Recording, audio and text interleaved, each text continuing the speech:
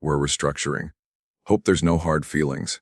That was all Elliot Granger got after nearly 3 decades of loyalty. At 64 years old, Elliot had been the backbone of Norwell Systems, showing up at 5:30 a.m. every day for 29 years, fixing what broke, training every new tech, and never once calling in sick. Just 4 days away from hitting the 30-year mark that would have secured his full retirement benefits, he was told coldly that he was out. His manager, Chase Drummond, didn't even look up from his laptop. Elliot stood there, stunned, under the hum of the conference room lights, staring past the glass walls into the cubicles he helped support for decades. The termination folder was already printed. Standard paperwork. Final paycheck, Chubra notice, the works. He unclipped his faded Norwell badge, handed over the master keys he'd held for nearly 30 years, and walked out without a word, past the break room where he'd eaten the same sandwich for lunch, past the security desk where the guards once knew his grandkids' names. His truck started like always. But something inside Elliot had changed. He wasn't just sad, he was suspicious. And he had 4 days' worth of questions that needed answering. The more Elliot Granger thought about it, the more things stopped making sense. He sat at his kitchen table that night, the termination paperwork spread out under a dim overhead light, and stared at the numbers.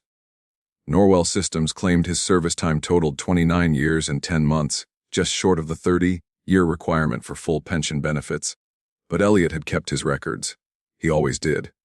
According to his calculations and his pay stubs, it had been 29 years and 11 months, almost to the day. Just 4 more workdays and he would have crossed the finish line. Instead, he was shown the door like a temp who overstayed his welcome. He opened a drawer and pulled out his old employee handbook, the one from 2009. It clearly stated that full retirement benefits were granted at 30 years of continuous service or age 65, whichever came first. He was 64. With 29 years and 11 months logged, the dates didn't lie, but someone else apparently had. That's when he remembered the memo Chase Drummond had sent out just a few weeks earlier, some generic HR update about policy revisions. At the time, it seemed routine.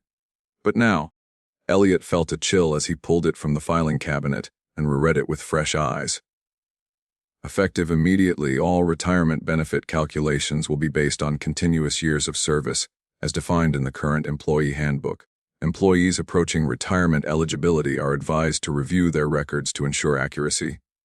He read it 3 times. The language wasn't just procedural, it was precautionary. As if they were warning people not to miss something, or more likely, trying to cover themselves if someone like him did. Elliot grabbed his calculator and went to work.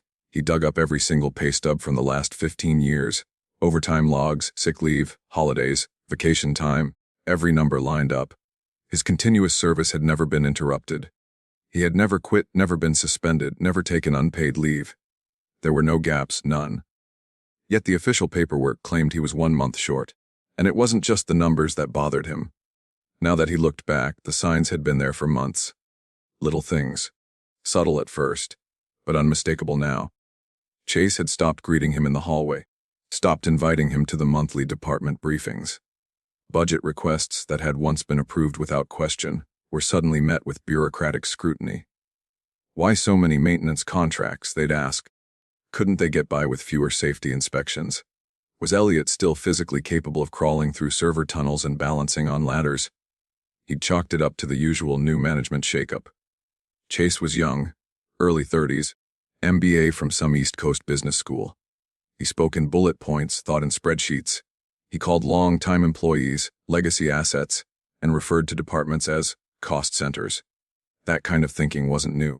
Elliot had seen managers come and go, each eager to prove themselves with fresh ideas. Most settled in eventually, but this wasn't settling in. This was pushing out. He remembered one facilities meeting where a newly hired junior tech, someone barely out of college, asked about Elliot's daily responsibilities in surprising detail. The kid had no business knowing what Elliot was in charge of, unless someone was preparing him to replace him. Then there were the conversations that stopped when he walked into the room. The meetings he wasn't told about, the quiet disappearance of his name from internal memos. He had chosen not to see it then. He'd been so close to retirement that he had focused on making it to the end, eyes down, head forward. Just a few more days.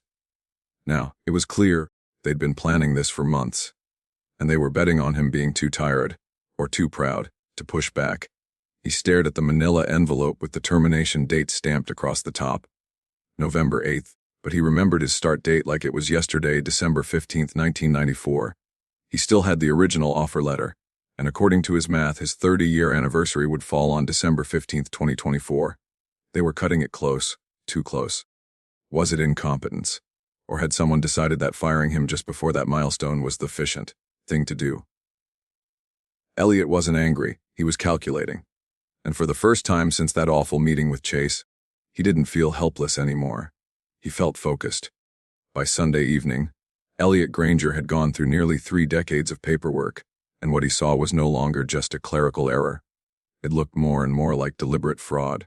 Every pay stub, every memo, every internal HR bulletin told the same story. Elliot had worked for 29 years and 11 months, and in 4 more days, he would have crossed the finish line and qualified for full pension benefits under Norwell Systems' retirement policy. But someone, somewhere, had decided to move the finish line, and hoped he wouldn't notice. He thought about calling Chase Drummond, his manager, to demand an explanation.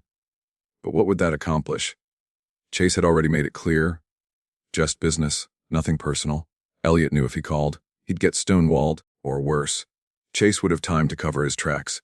Filing a lawsuit had crossed his mind, but fighting a big company with deep pockets wasn't something Elliot took lightly.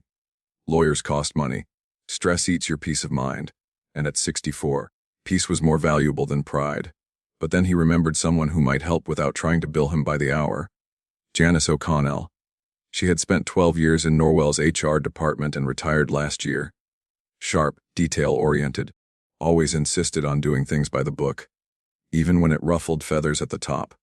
Rumor had it she was now consulting for companies trying to avoid HR scandals. If anyone knew how the system really worked, and how to fight back legally, it would be her. Elliot pulled her number from an old contact list, his hand hovering over the keypad. Making that call meant admitting what happened. It meant not walking away quietly, like they wanted. He took a breath and dialed. Janice picked up on the second ring. Elliot Granger, she said before he could introduce himself. I heard what happened. Word travels fast in this business. He told her everything. The sudden firing, the timing, the mismatch in service dates, the memo about retirement calculations, even the new kid who seemed just a little too interested in his job duties. Janice didn't interrupt once. She listened closely, took notes, asked pointed questions about the language in the termination letter and the dates on the memos. When he finally stopped, she paused for a moment and asked, You still have all your pay stubs? Every one.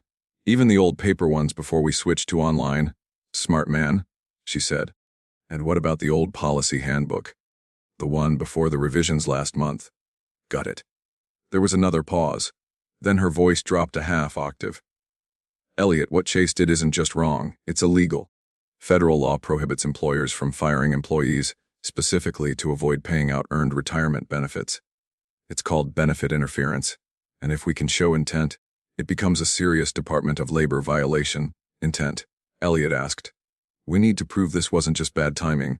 We have to show it was planned, a pattern, paperwork that contradicts reality, preferably emails, memos, internal conversations. And you already have one hell of a starting point with that retirement memo. Her voice took on an urgency he hadn't heard in years. Bring everything to my office Monday morning.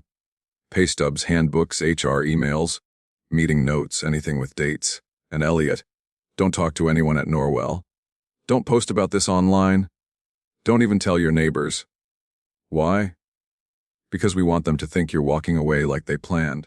Let them get comfortable. Meanwhile, we build the case. Elliot nodded as if she could see him. Okay. Monday morning, he showed up at her office with 3 boxes of documents, neatly labeled, chronologically ordered. Janice raised an eyebrow as he walked in. You weren't kidding, she said. I was married to a librarian for 38 years. Elliot replied with a small smile. Organization was mandatory. Janice dove in like a litigator prepping for trial. She flipped through the offer letter from 1994, paused on the updated handbook from 2009, and lit up when she found Chase's memo about service calculations. She read it once. Then again, then she grinned. He put it in writing, she said, tapping the paper. This, right here, is gold. He reaffirmed the policy, told employees to double-check their records, and then fired you with inaccurate records. He either can't do math, Or he thought you wouldn't. Is that enough? Elliot asked. Maybe not by itself, she said. But combine that with what you've got here. And a couple more former employees. And we're talking federal charges. Not just reinstating your pension. We're talking penalties, compensation, even criminal exposure. Elliot didn't smile. But he did not. He hadn't asked for this fight. But now that it had found him, he wasn't backing down. By Monday afternoon, Elliot Granger sat across from Janice O'Connell in her private office as she flipped through nearly 3 decades of records. Pay stubs, memos, policy revisions, handbooks, all meticulously organized, exactly as she'd hoped. She stopped when she reached the memo from Norwell's HR department dated just 1 month earlier. The one where Chase Drummond had reaffirmed the rules around retirement benefit eligibility. Janice narrowed her eyes as she read it again. He told employees in writing to double, check their service records, then manipulated your own to cut you loose 4 days early. Elliot nodded. That's what it looks like. No. Janice corrected him. That's what it is. She picked up a legal pad and began sketching out a timeline. We'll file a formal complaint with the Department of Labor. They take retirement fraud seriously, especially when there's evidence of premeditation. You really think they'll go after this? I know they will, she said flatly. But I need you to understand something, Elliot. Once we start this process, there's no going back. Chase and Norwell's attorneys will come after your credibility. They'll try to discredit your service record, dig up old emails, maybe even float false claims. You'll need to stay calm, consistent, and quiet. I've made it this far by fixing things and keeping my mouth shut, Elliot said, but I'm done being quiet. Janice gave him a long, approving look. Good. Now let's make some noise. She filed the complaint by Tuesday morning. Less than 24 hours later, Elliot's phone rang. Caller ID Chase Drummond. Elliot stared at the screen before answering. Hello? Elliot, Chase began, his voice stiff but measured. I understand you've been talking to people about your termination. That's right. I hope you're not planning to do anything rash. We followed company policy exactly. Your service record shows 29 years and 10 months. Funny, Elliot said, because my offer letter says I started in December of '94, not January of '95 like your file shows. There was a pause, then a shift in tone. Look, Chase said, now sounding less rehearsed. You're upset, I get that. But if someone were to accuse the company of wrongdoing, we'd have no choice but to respond, aggressively. That includes reviewing your work history, looking at any potential violations, even informal complaints from coworkers. Are you sure you want to open that door? Elliot didn't answer. He didn't have to, because what Chase didn't know was that Janice had already filed the complaint, and the Department of Labor was already watching. On Wednesday evening, Janice called with an update. They're fast-tracking this one, she said. Turns out Norwell's been on their radar for over a year. What do you mean? You're not the only one, Elliot. Janice explained that she'd spoken with the investigator assigned to the case.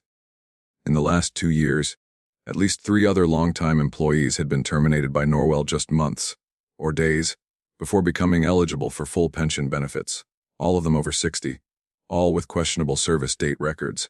And now, the government was calling it what it really was, a pattern. A systematic effort to reduce long-term liabilities, Janice explained. But they made one crucial mistake. They documented everything. The investigator had already requested personnel files and internal emails. What they found shocked even Janice. There were email exchanges between Chase and the new HR director, discussing strategies for optimizing the workforce, reducing long-term obligations, and relocating legacy employee responsibilities. Your name came up 6 times, Janice told him. They referred to you as a high-cost asset. They had a spreadsheet.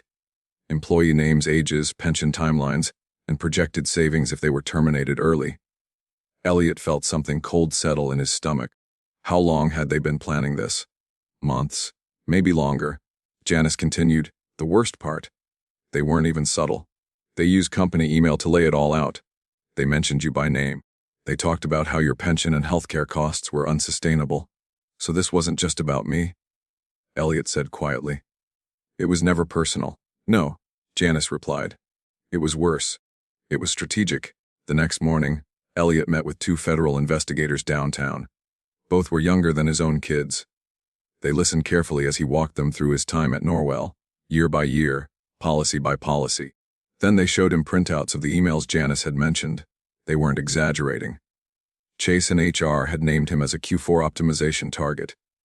His projected removal had been discussed like a budget line item. His pension, listed under excess cost. They don't see people, Elliot murmured, just numbers. One of the investigators looked up.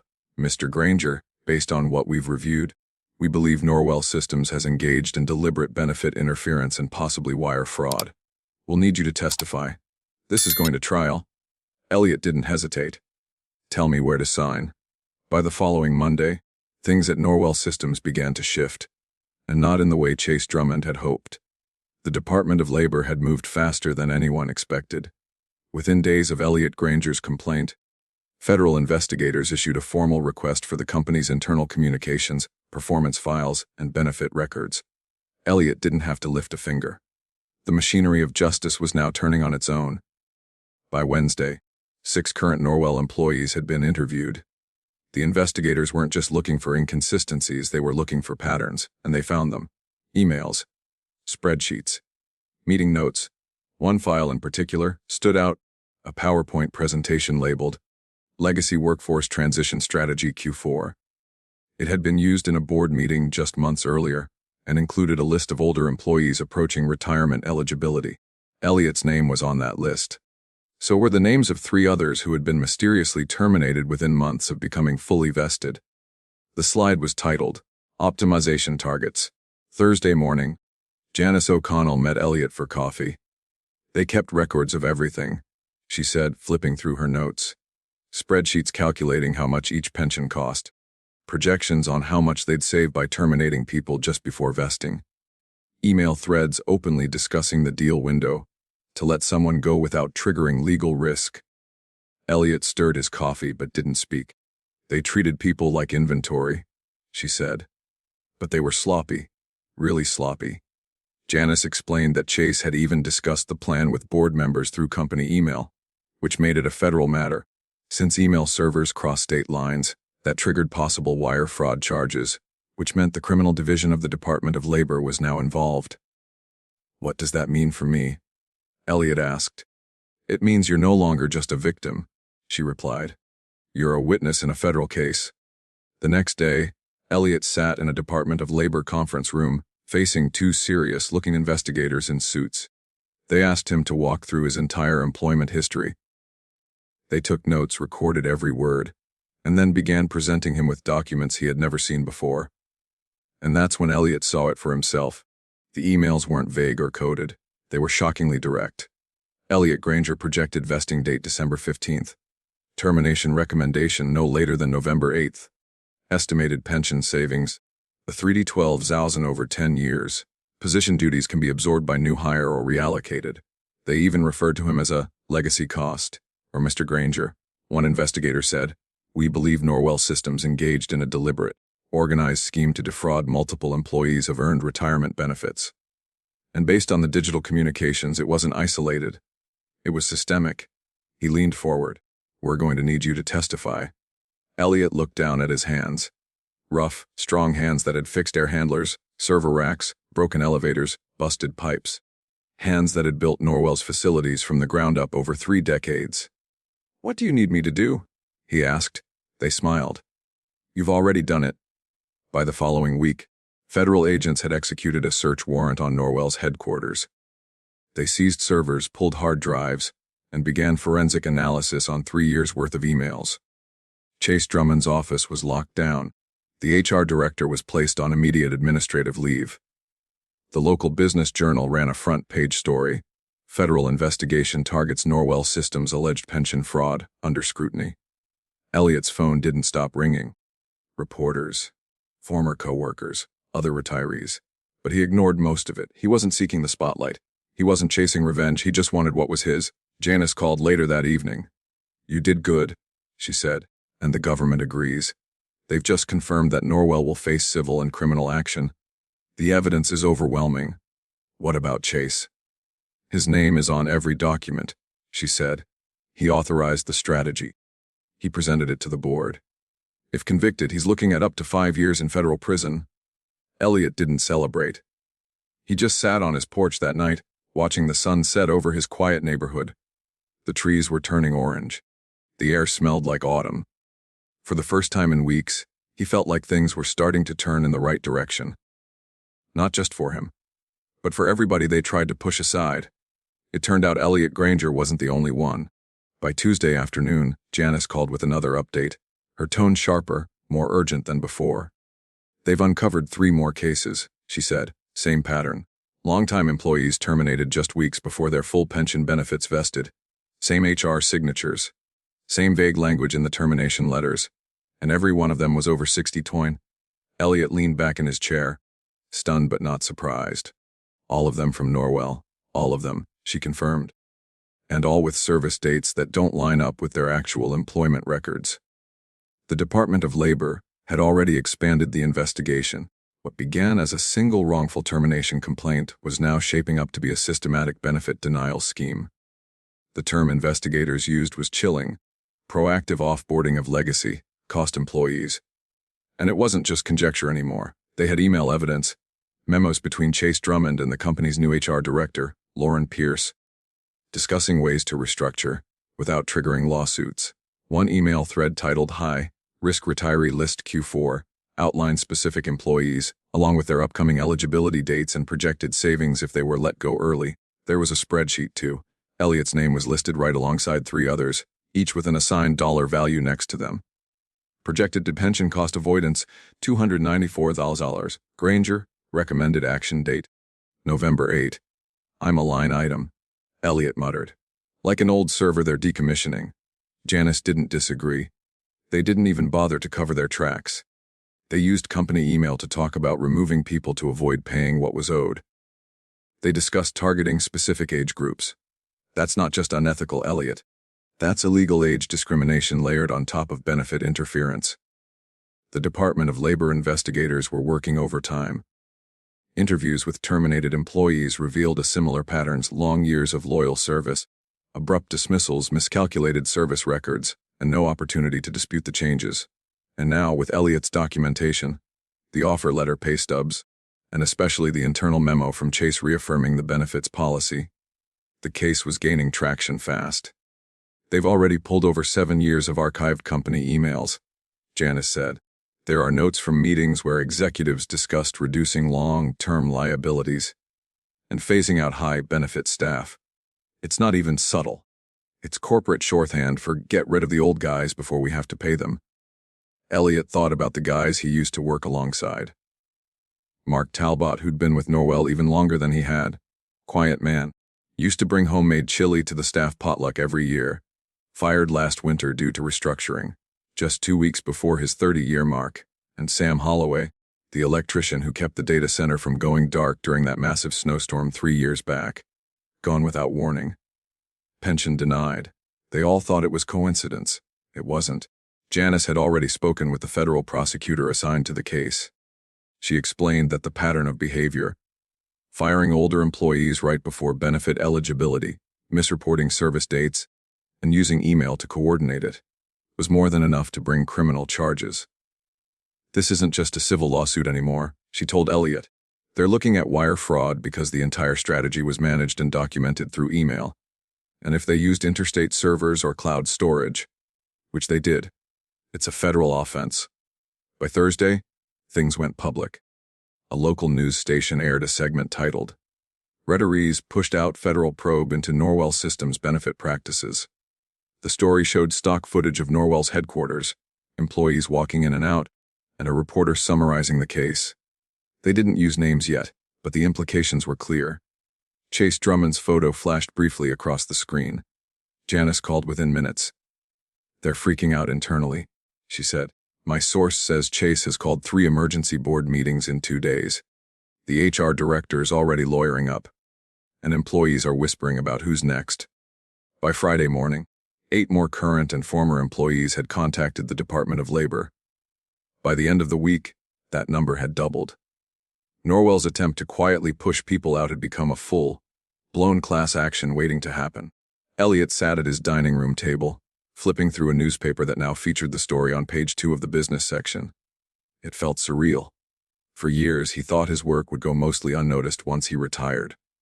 Now, it was part of something much bigger. He didn't feel like a victim anymore. He felt like a voice, one that finally got heard. By the time Monday rolled around, Chase Drummond wasn't sleeping well. The federal investigation into Norwell Systems had exploded across local media, and rumors were spreading faster than HR could contain them. The company's stock dropped 15% in just 2 days. Inside the building, no one was making eye contact. The board wanted answers, and Chase didn't have any they wanted to hear. Meanwhile, Elliot Granger was right where he wanted to be, calm, collected, and quiet. That morning, he received a call, not from Chase, but from the company's corporate attorney, a woman with a polished voice and a polite tone that couldn't mask the anxiety behind her words. "Mr. Granger, I'm calling on behalf of Norwell Systems. We'd like to offer you a full settlement reinstatement of your pension benefits, retroactive to your original vesting date, continued healthcare coverage, and an additional $50,000 in compensation for the inconvenience." Elliot didn't respond immediately. She continued, "Naturally, this would be contingent on you agreeing not to pursue further legal action." "I'll think about it," he replied, and then immediately called Janice O'Connell. "Don't take it," she said before he even finished describing the offer. $50,000 is a drop in the bucket compared to what they're about to lose. And besides, this isn't just about you anymore. She was right. By Tuesday, the Department of Labor had been contacted by 8 more employees, and by Thursday the number had jumped to 15. Most were over 60, most had been let go within weeks of reaching retirement eligibility, and nearly all had inconsistencies in their service records. A local business paper ran a headline, "Federal Watchdog Targets Norwell Systems in Alleged Pension Fraud Scheme." The article didn't mince words. It cited multiple anonymous sources, confirmed the presence of federal agents, and described the scheme as calculated, deliberate, and systemic. Chase tried to regain control. On Friday, he called Elliot directly. "Elliot," he said, voice tighter than usual, "I think there's been a misunderstanding. I'd really like to sit down and resolve this like professionals." "I thought we already did that," Elliot replied. "Look, we may have made a miscalculation. Why don't you come in Monday morning, and we'll go through the numbers. Make sure you get what you deserve." But it was too late. That afternoon, federal charges were officially filed against Chase Drummond and Lauren Pierce, Norwell's HR director. The Department of Labor had enough evidence to charge both with wire fraud and conspiracy to defraud employees of earned benefits.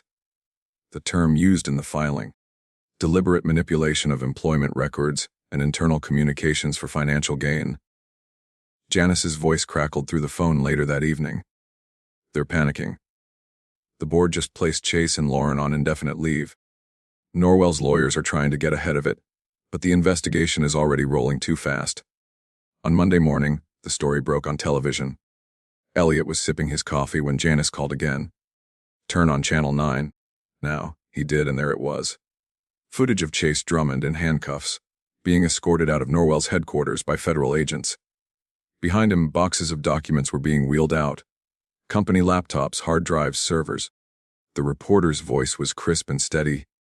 Federal prosecutors alleged that Drummond and HR Director Lauren Pierce engaged in a calculated effort to terminate older employees just before their pensions vested, saving the company hundreds of thousands of dollars while violating federal labor and wire fraud statutes. Chase looked nothing like the man Elliot had worked under for the past 3 years. His suit was wrinkled, his perfect hair disheveled. He looked smaller, less sure of himself. As if, for the first time, he'd realized that numbers on a spreadsheet could fight back. By the end of the week, Norwell's board had voted unanimously to terminate Chase and Lauren with cause, citing gross misconduct and legal exposure. The company also issued a public apology and pledged to fully restore all affected pensions, healthcare packages, and back pay. The estimated damage: over $2 million in restitution. When asked for comment, Elliot declined to speak to the press. He didn't need the spotlight. He just wanted what he'd earned. 3 months later, Elliot Granger stood in his garage, sanding down the edge of a solid oak bookshelf, the kind his daughter had been asking for. The wood dust clung to his sleeves, the scent of pine and varnish filling the air. For the first time in years, he wasn't fixing someone else's mess. He was building something real, something lasting. His pension had been fully restored, retroactive to the date it should have vested. His health care was covered, his name cleared, and his bank account carried an extra 200,000 in damages he never expected. He hadn't touched a penny of it yet, didn't need to.